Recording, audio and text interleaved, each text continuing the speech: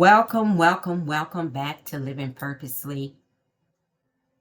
It has been a little while since the last time we had these conversations, about 2 months to be exact, but we are back. We are back.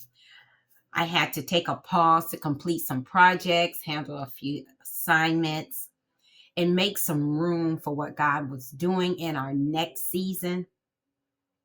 But let me tell you, this season and this year is all about one thing, and that's being intentional. Intentionality. You're going to hear that word from me throughout the year. God placed this word so strongly on my heart for 2025. He said, this is not the year for hesitation, for second guessing, or for putting things off until the right time. The right time is now. Whether you are stepping into entrepreneurship, launching a ministry, working on your health, or deepening your faith, whatever God has put on your heart, it's time to move forward. Intentional. Remember, that's going to be a word that I am going to push throughout this year. So we're going to take the brakes off in 2025. No more fear, no more procrastination, no more overthinking. This year, we are going to hear and do.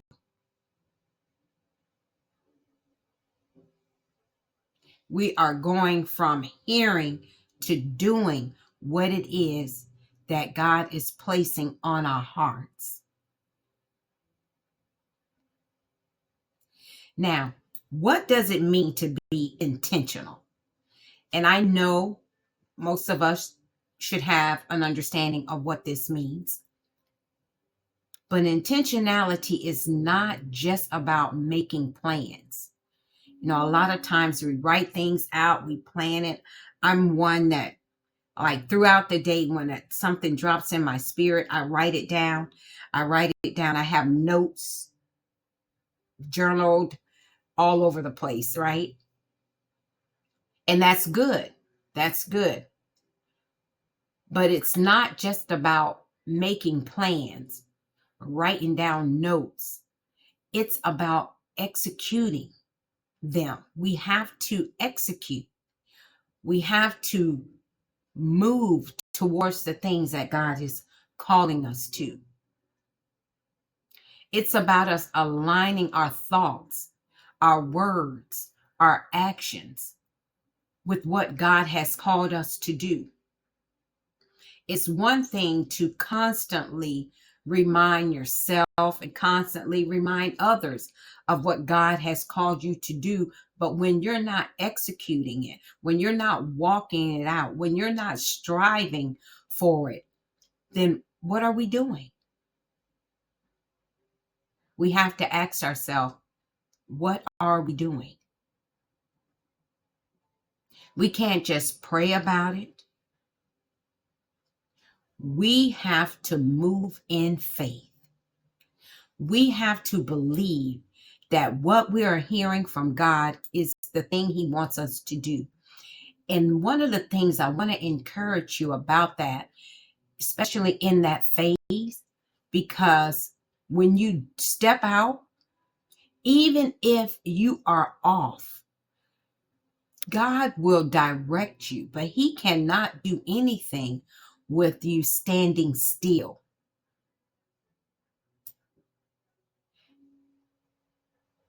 We have to make movement. Even in the natural, for you to get from one place to the next, you have to move. And that's exactly what we have to do. Now, there are a few enemies of intentionality. And those are fear in procrastination. Did you know that procrastination is often rooted in fear? Fear of failure, fear of success, fear of the unknown. But I want to encourage you today, coming out of Timothy, 2 Timothy 1 and 7. The words reminds us, for God has not given us a spirit of fear, but of power, love, and a sound mind. Let me repeat that. God has not given you or me the spirit of fear. So if we are operating in fear, that is not of God. So we can't use that anymore because he clearly told us in 2 Timothy 1 and 7, that's not me. I did not give you the spirit of fear. So if you are operating in that spirit, you have to check yourself and find out where that's coming from. But he has given us power, love, and a sound mind. This means that hesitation has no place in your purpose, in my purpose. As far as us walking in our God-ordained purpose, which was established before the foundation of the world, if we are hesitating, that is not from God. It is not a part and has no place in us walking in our purpose. So I want to share with you 3 pillars of living intentional. One is clarity. Clarity, knowing what you are called to do. Then we have commitment. Commitment is taking steps, daily steps towards your goals. And then there's consistency. Now that right there, you're going to have to dig deep, because that means you're going to have to lay aside every weight, everything that's trying to pull you away from this assignment. Consistency is staying faithful, even when it gets hard. You have to determine that today I am going to be consistent in what God is telling me. I'm going to be consistent in what God is showing me. Did you know that 92% of people don't accomplish their goals because they lack clarity and consistency? They have great ideas, wonderful plan. Some of these things can change lives of many, but because of the lack of clarity and consistency, they're never able to fulfill what that is that God has called them to. Did you know that the brain creates new pathways when you take daily actions towards your goals? When you make this a part of your everyday life, it shifts the way you think and how you operate. New pathways. Most successful people, what they do, they write down their goals and they review them daily, once, twice, 3 times a day. They look at it constantly. They look at it constantly. So it is a daily reminder of what they should be doing. And all the extra that is around us, it has to take a back seat to what we're doing. We have to stay focused on the assignment. So if you haven't written anything down, what you need to do is start today. Write down what God is saying to you. Write down what is it that you desire to see in your life in 2025. Some of these things may not be just what God is saying to you. It can be personal goals, things that are going to better your lifestyle, your health. Those are things you have desires to see happen. You need to write it down, and then you have to put the pedal to the metal. Is that what they say? The pedal to the metal. It is time. It is time for us to shift. It is time for us to shift thinking about purpose to walking in purpose. So I'm going to challenge you.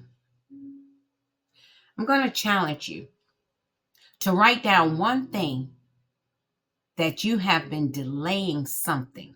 So just one thing that you have been delaying, something that God has placed on your heart to do. Write that down. Now, this is your personal journey and your personal walk.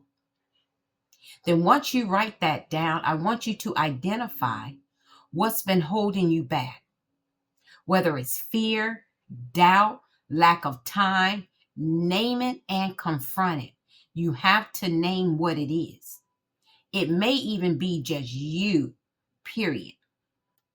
But you have to name it, recognize it, acknowledge what it is so that you can confront it. Then I want you to take one intentional step this week towards that goal, whatever it is. It doesn't have to be something huge, but it has to be real. You have to be intentional about this journey.